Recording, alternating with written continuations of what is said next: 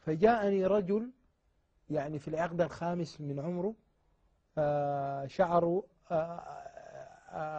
أشيب، أكثر ما أوصفه بالفنان المصري عمر الحريري، أقرب له في الوجه، فيه سمرة. فبدأ يتكلم معي بهدوء كده. هذا الرجل فيما بعد طبعا عن طريق المحامي عرفت بأنه اسمه رود ريجنسي، ستيفن رود ريجنسي. هذا كوبي الأصل، ماخذ الجنسية الأمريكية، كان هو يعني مخضرم في مسألة التحقيقات، عمل أكثر من 26 سنة كان في ألمانيا الغربية، كان يحقق مع الفارين من ألمانيا الشرقية، ويعيد تجنيدهم ويرسلهم إلى روسيا أيام الحرب الباردة، وحتى يعملوا كجواسيس في تلك المناطق.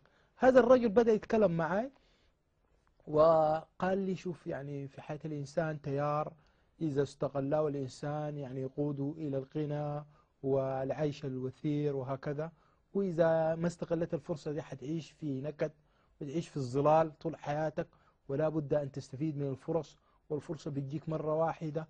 ويعني مقدمة طويلة عن تفاصيل تكلمت معه يعني وأنا ليس تحقيق وأنا ما نعم كانت دردشة إعلامية اي صح نعم. التعبير. فقال لي الدكتور فلان هذا أوصاني، قال لي يعني سامي هذا رجل يعني إعلامي، طبعا هم بيرفعوك، يقول لك أنت رجل ذكي وأنت رجل كذا وكذا، هذا كله من طريقة في التحقيق حتى يوهموك يعني، ويجعلوك يعني أكثر مرونة في التعامل معهم.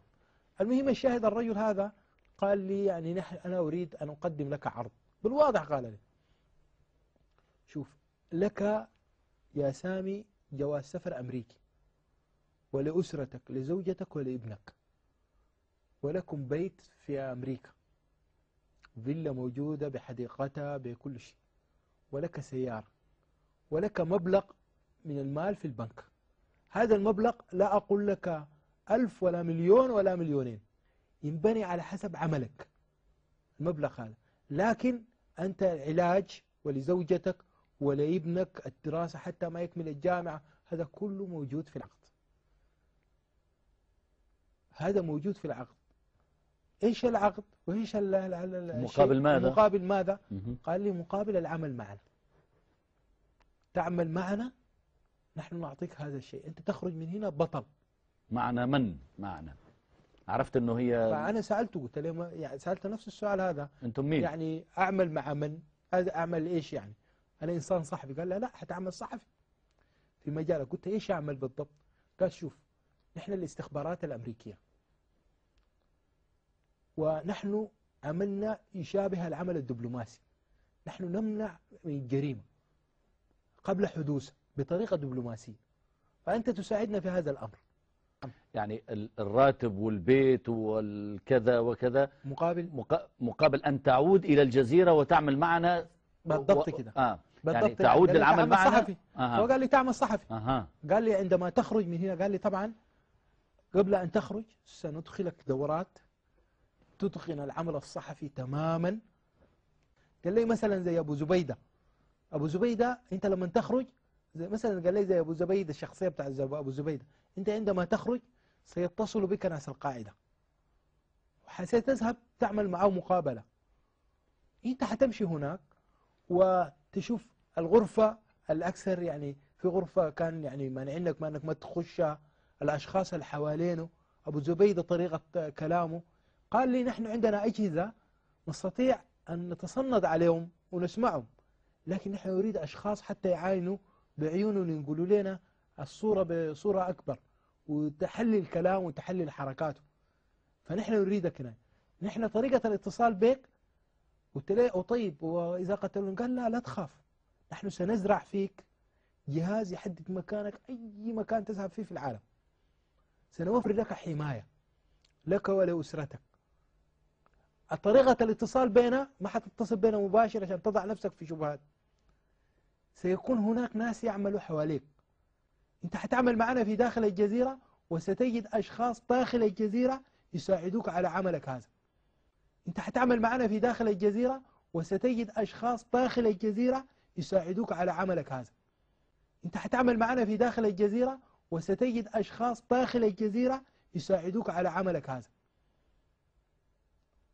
ستخرج من هنا الكتاب بتاعك جاهز، بس يمشي الطباعة مباشرة مكتوب، وكتابك هذا كتاب يعني تعيينك والعقد لا وكذا. كتاب عن قصتك في غوانتنامو. كتاب. طالب تخرج من هنا بطل. تخرج بطل. ايه نعم. ستحوز على جوائز عالمية. سنساعدك في امور كثيرة. قال لي سنرفع نجمك، مقابل هذا انك تعمل معنا في هذا الجانب. طبعا وهذا هذا الاتهام مش جديد، انتم عندكم قراتوا لا قراته قبل ايام، وزعت في المسيره في التحرير، وزعت على المشاركين في المسيره. هذا دائما تقوله صحيفه الدستور، ويقولوا ما هو اسوأ من هذا. عموما هم هل تستلمين 100,000 دولار من امريكا؟ مدعوه امريكا. مدعوه امريكا. انا ادعو امريكا، الولايات المتحده الامريكيه. هل تستلمين 100,000 دولار من امريكا؟ مدعوه امريكا. مدعوه امريكا. انا ادعو امريكا، الولايات المتحده الامريكيه. هل تستلمين 100,000 دولار من امريكا؟ مدعوه امريكا. مدعوه امريكا.